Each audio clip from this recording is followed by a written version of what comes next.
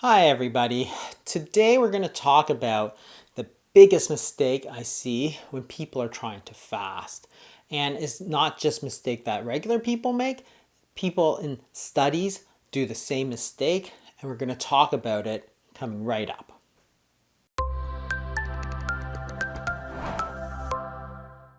What's the biggest mistake that I see? Hands down, the number one mistake is eating too much when you start eating again. So let's think about what fasting is. When you don't eat for a period of time, say you're only eating one meal a day. So by dropping those few meals, what you want the body to do is switch fuel sources. Remember that when you're feeding, your insulin goes up and you tell the body to store food energy, which is calories. You store those calories as body fat. When you fast, you allow the insulin levels to fall, and that's a signal for the body to start using some of those stored calories because nothing's coming in from your mouth. So you're still having a so-called caloric deficit when you measure what you eat compared to what you burn. But so what? That's the whole point of fasting. Suppose your body is normally burning 2,000 calories a day and you eat one meal a day. And in your one meal, you eat 1,000 calories. You are in a caloric deficit because your body is going to have 1,000 calories from your food, and it's going to take 1,000 calories from the stores of body fat to make up those 2,000 calories. And that's the reason why your body doesn't need to lower its metabolic rate, because it's allowed to take the calories out of storage. If you're keeping your insulin levels high by constantly eating, even if you eat 1,000 calories, if your insulin levels are high, you cannot access the calories in your body fat. It's like having money in the bank, but the bank is closed. You can't get the money out. So if you are taking 1,000 calories in, but your insulin level's high, then your body can only burn 1,000 calories. And that's when people notice that their metabolic rate starts to fall. We went over it in last week's video about the most important concept in weight loss, understanding that the hormones are really the key. The most important hormone is insulin, and fasting is simply a way to allow that insulin levels to fall so that when you are having a caloric deficit, that you're able to make up that deficit from your body fat stores. Just like the bank that's closed, you're allowing the bank to open so that you can take out that stuff that you stored in. So some people sometimes ask then, hey, well, couldn't you achieve the same result by just cutting a few calories every day and eating 6 times a day? And the answer is no, because if you're constantly eating, then your insulin levels stay high and your body fat simply cannot give up those calories that it has stored away. In physiology, what we say is that insulin inhibits lipolysis, which is just a fancy way of saying that if your insulin levels are very high, you can't burn fat, because when the insulin levels are high, that's the signal to store fat, not burn fat. So let's look at some of the studies that have been done over the past 5 years looking at intermittent fasting, and unfortunately they've made some of these same mistakes. That is, when people are eating again on that fast day, they eat too much. So if you eat 2,000 calories in a single meal, and you're fasting the rest of the day, well, if you're burning 2,000 calories, you're still not going to have any type of weight loss, because you're storing 2,000 calories in that one meal. The rest of the time, you just release it for the rest of your body. So practically, when you want to fast, what you want to do is tell people to eat, for example, one meal a day. Then on that meal that they're eating, try and eat as normally as possible. You have to reframe your mind and say, look, when you skipped breakfast, when you skipped lunch, you want to take that meal out of your body fat, and therefore your dinner meal is going to be as normal as possible. Yes, you may eat a little bit more, but you shouldn't be eating all of the calories that you would normally eat a day. You shouldn't be eating the equivalent of your 3 meals plus snacks all in one sitting, because that's not going to let you lose weight. So let's look at some of the studies. In 2017, there was a study published in JAMA Internal Medicine, which was a randomized controlled trial.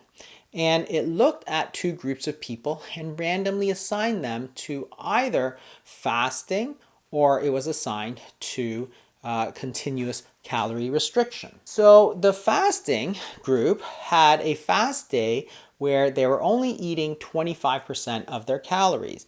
And then on their other day, they were going to make up by eating 125% of their normal calories. The other group used daily calorie restriction, which was 75% of normal. So they were eating about 1,500 calories every single day.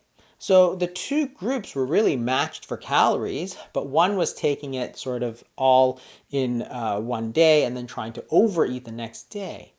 And you can see the mistake here because your fasting is really a time that you're supposed to be allowing your body to eat its own body fat. So if you're going to store excessive amounts on the day that you're not fasting, well, you're just going to use up the excess that you put in.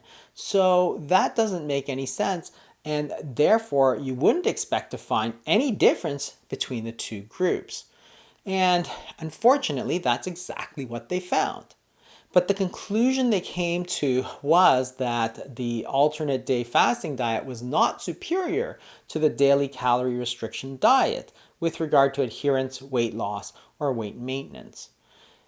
And the problem is that the way they did the fasting in the study was not the way that you would fast in a weight loss clinic. In a clinical setting, I would never tell somebody to, deliberately eat more than you really want to eat on the days that you're not fasting.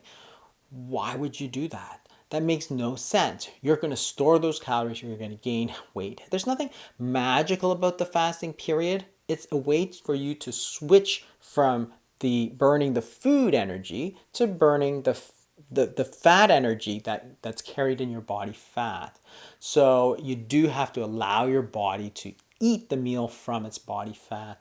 So if fasting is a good alternative to allow you to create the situation where your insulin is falling and you're able to release body fat calories, then hey, why does it matter? The key is to understand that you have to eat normally when you do resume eating and not try to overeat.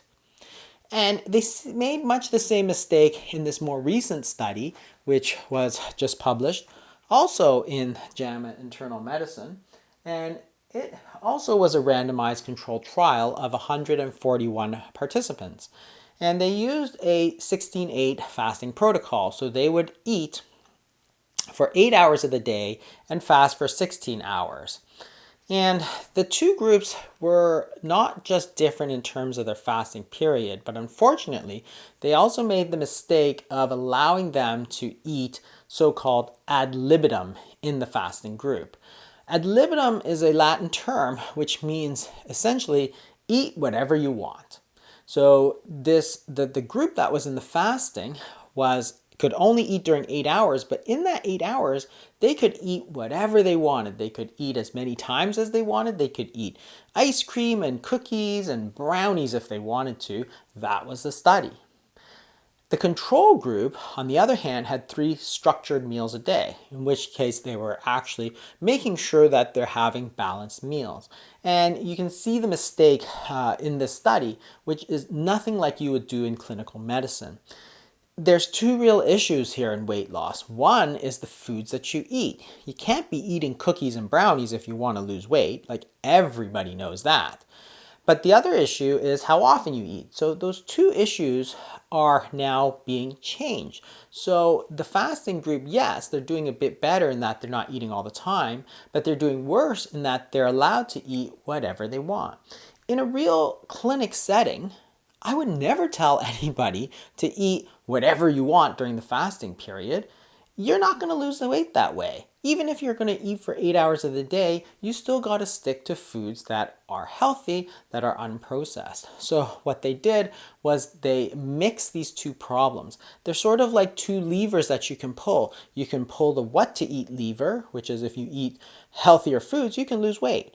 And there's a lever of how often you eat. That is, if you eat less often, you're also going to lose weight. So they pulled the lever in terms of the fasting. They fasted more, but then they pushed it up, the lever that allowed people to eat whatever. So again, if one is up and one is down, well, in the end, you're not going to lose weight. So unfortunately, that's the problem with this study. And once again, if you're just to look at the structure of the study, you would also say, well, I don't think you're going to lose weight. If it was me, somebody asked me, hey, can I eat 8 hours a day but eat whatever I want in those 8 hours? I'd say, no, you're not going to lose weight that way. You have to not only watch what you're eating, but also how much, how often, and how much, and what it is that you're eating. Those are all important factors. The bottom line is this. When you're fasting, the number one mistake is to think that the fasting allows you to overeat in that time, either too many calories, or it allows you to eat whatever you want in the period of time that you're not fasting. Those are not going to allow you to lose weight. You still have to watch the foods that you're eating and how much you're eating. Cutting the eating window down is an effective way to allow your insulin levels to fall so that you can eat normally in that window and allow your body to fuel the rest of it through the body fat stores of calories that you have. And that's the number one mistake. If you're interested, I would really recommend going to watch this previous week's video of the most important concept in weight loss, really talking about how the hormones interact with the calories and how that allows you to lose weight properly. Thanks for watching, everybody.